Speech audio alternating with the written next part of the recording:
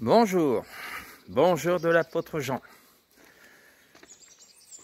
Et comme je le dis toujours, et je le répéterai toujours, invitons le Seigneur Yeshua, Jésus-Christ de Nazareth, sur le chemin, dans nos maisons, dans notre cœur, dans notre travail, enfin, où que nous soyons, même en vacances, si vous êtes en vacances, que Jésus soit avec vous aussi. En tout lieu, invitons le Seigneur Yeshua Jésus-Christ. Donc papa, ce matin, jour de Shabbat, jour où tu veux enseigner tes enfants, les instruire, les éclairer, les bénir, quel est le message aujourd'hui du Seigneur? Quel message, Seigneur? Donc je vais parler, Dieu me dit de parler de la Pâque de l'Éternel. Vous voyez, la Pâque vient de s'accomplir. Et à travers cette Pâque, je viens de recevoir un message du Très-Haut, ça veut dire du Créateur.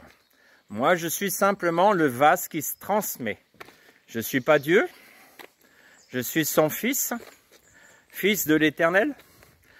Et je vais vous transmettre le message de Yeshua Jésus-Christ pour la Pâque qui vient de s'accomplir. Donc à travers cette Pâque, j'ai reçu deux visions par Jésus-Christ. Quelles sont ces visions que j'ai reçues? J'ai reçu, la première vision que j'ai reçue, c'est je voyais, à l'époque de Jésus, la croix par terre. Je voyais Jésus ensanglanté, qu'on mettait sur la croix et qu'on clouait ses mains sur cette croix pour nos péchés, pour nos iniquités. Je le voyais.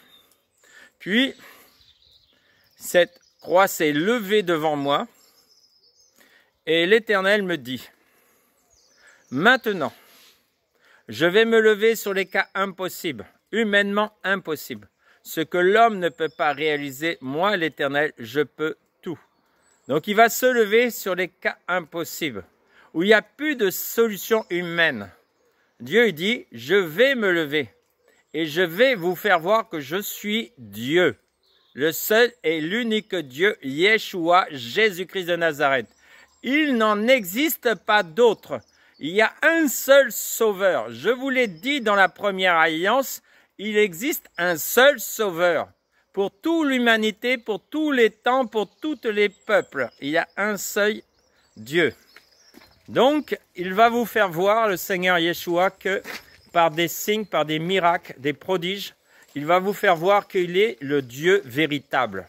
Et vous verrez ainsi la main de l'Éternel agir. Donc voilà le premier vision que j'ai reçu de la part de Dieu pour vous. Deuxième vision. Je vois dans cette vision des squelettes. Je vois des squelettes et ces squelettes commencent à bouger dans la vision. Ça peut faire drôle de voir des squelettes qui commencent à bouger. Maintenant, l'Éternel me dit, dis-leur que tous ceux, quoique vivants, sont morts, les Juifs, les ministères, les chrétiens, les créatures de Dieu, quoi que vous vivez, quoi que vous bougez, vous êtes morts, dit l'Éternel. Alors, par son Saint-Esprit, c'est le Saint-Esprit qui a ressuscité Jésus-Christ d'entre les morts, par le Saint-Esprit, il va venir sur les Juifs, il va venir sur les ministères, il va venir sur les chrétiens et sur les créatures de Dieu pour les ressusciter. C'est le temps de la résurrection. Vous voyez, il y a eu un temps où Dieu a donné une image, c'était Moïse, pour faire sortir son peuple de l'esclavage des ténèbres. Ça veut dire l'esclavage des sorciers, l'esclavage du diable. Donc, il a envoyé qui? Moïse, le libérateur, pour libérer son peuple son peuple esclave des Égyptiens.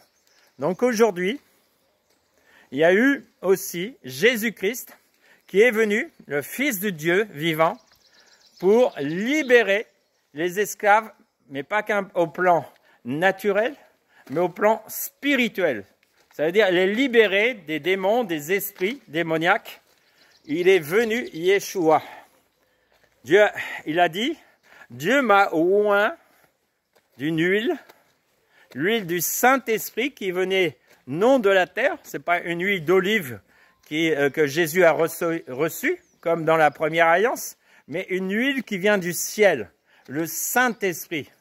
Et cette huile lui donne la capacité de délivrer toutes sortes de maladies, toutes sortes d'infirmités, toutes sortes de problèmes, tout sans exception et sans limitation. Donc il est venu libérer. Maintenant nous sommes à la fin des temps et Dieu a envoyé 2 hommes pour accomplir une mission de la part de l'Éternel. Les vases de l'Éternel. Pour annoncer la libération des Juifs, la libération des ministères, je dis bien, la libération des ministères. Oui, vous pouvez penser que vous lisez la Bible. Oui, je lis la Bible. Oui, je suis prophète. Oui, je suis apôtre. Oui, je suis... Non, je vous dis une vérité. Vous êtes tous attachés à la grande prostituée. Donc je vous dis... Redevenez comme des petits-enfants, comme avait dit Jésus. Hein? Jésus a dit, redevenez comme des petits-enfants.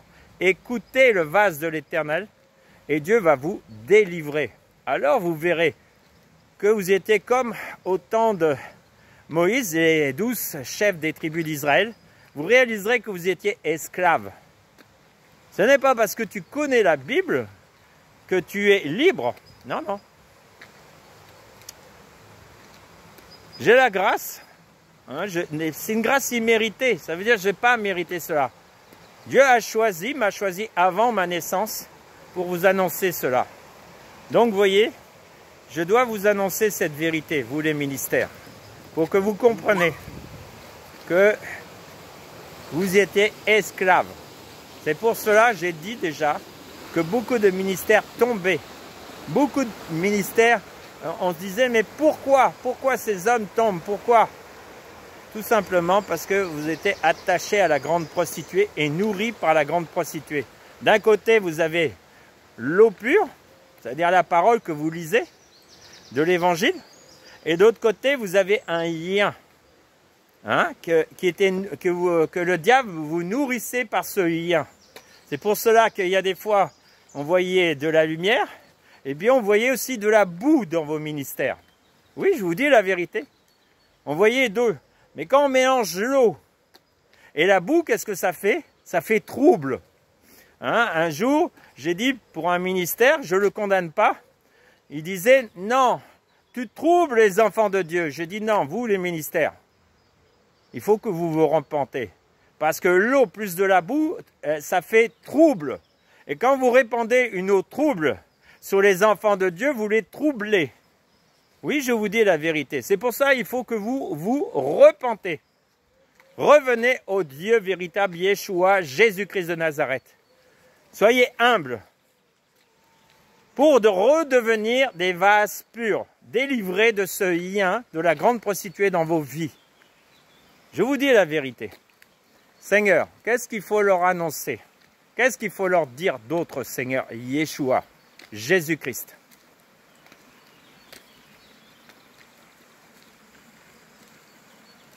Seigneur me dit, il faut que tu ailles avec mesure. Pourquoi? Parce que, vous savez, souvent, l'homme a trop d'orgueil. Il ne veut pas reconnaître. Ah oui, je suis. Non, il faut revenir comme des petits-enfants humbles. Écoutez-moi bien, je ne viens pas pour vous condamner, je viens vous libérer, comme Moïse a fait. Je ne viens pas vous condamner. Donc comprenez, ceux qui vont être sages et intelligents, c'est ceux qui vont écouter le oint de l'Éternel. Seigneur Yeshua, qu'est-ce qu'il faut que je leur transmette, papa? Parce que c'est vrai que tu me révèles beaucoup de choses, mais il faut que je sois sage à la façon que je dois leur transmettre pour qu'ils comprennent que ça ne vient pas de gens, mais que ça vient de toi, Yeshua, Jésus-Christ. Seigneur, qu'est-ce qu'il faut que je leur dise aujourd'hui, Seigneur Dieu? Dis-moi, papa.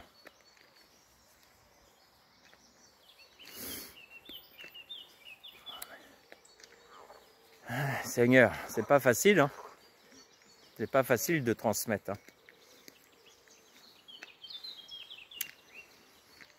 Donc, je reviens. Vous verrez. Comme signe, vous verrez que Dieu va se lever. Ce que je vous ai annoncé, que Dieu se lève sur les cas impossibles. Donc, vous verrez que ce n'est pas Jean qui peut faire cela, mais c'est l'Éternel qui va utiliser le vase et même lui-même directement. Hein, pour certains cas, Dieu me dit non, ne fais rien, c'est moi, annonce simplement et c'est moi qui va faire. Vous voyez, même il y a certaines situations que je n'interviendrai pas si ce n'est que d'annoncer les choses. J'annoncerai les choses et Dieu accomplira ce qu'il dira lui-même. Voilà. Est-ce que je dois encore ajouter quelque chose aujourd'hui? Dieu me dit qu'il vous aime tous. Les bons, les méchants, les justes, les injustes. Est-ce que je leur révèle cela, papa? Est-ce que je leur révèle? Non, il ne me dit pas encore. Donc il y a un temps où je vous révélerai encore d'autres choses. Est-ce que je dois dire d'autres choses, Seigneur, aujourd'hui? Donc, vous voyez, je vais vous dire, regardez par quelle souffrance Yeshua, Jésus-Christ, est passé pour vous sauver. Quelle souffrance il n'a pas endurée à la croix pour vous. Est-ce que vous réalisez cette souffrance qu'il endurait? Les coups qu'il prenait, les crachats, les injustes. Lui qui était saint, sans péché, il a supporté tout pour vous. Est-ce que vous réalisez cette souffrance qu'il a endurée à la croix pour vous? Quand son sang coulait pour vous racheter de tout péché. Est-ce que vous réalisez cette souffrance qu'il a endurée pour vous? Quel amour que Jésus... Quel amour! Oh Seigneur, quel amour! Seigneur, qu'est-ce qu'il faut dire d'autre?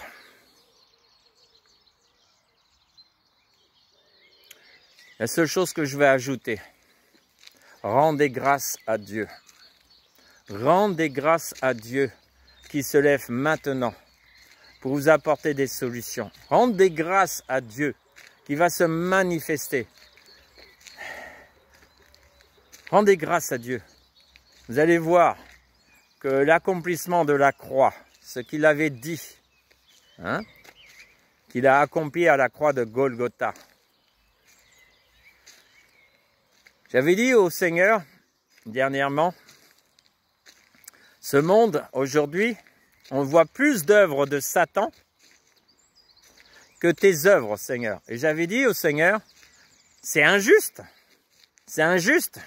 Comment les gens pourront-ils choisir entre la lumière et les ténèbres s'il n'y a que des œuvres des ténèbres sur la terre? C'est injuste, Seigneur. Ben oui, c'est injuste. Pour que ça soit justice, il faut que chaque personne choisisse entre la lumière et les ténèbres. Et là, c'est justice. Pas que je vais promouvoir le mal, non, pas du tout. Mais il donnera à chacun, c'est ça, c'est un Dieu de justice. Il donnera à chacun ce que chacun veut. Mais attention, ce que tu auras semé, tu le récolteras.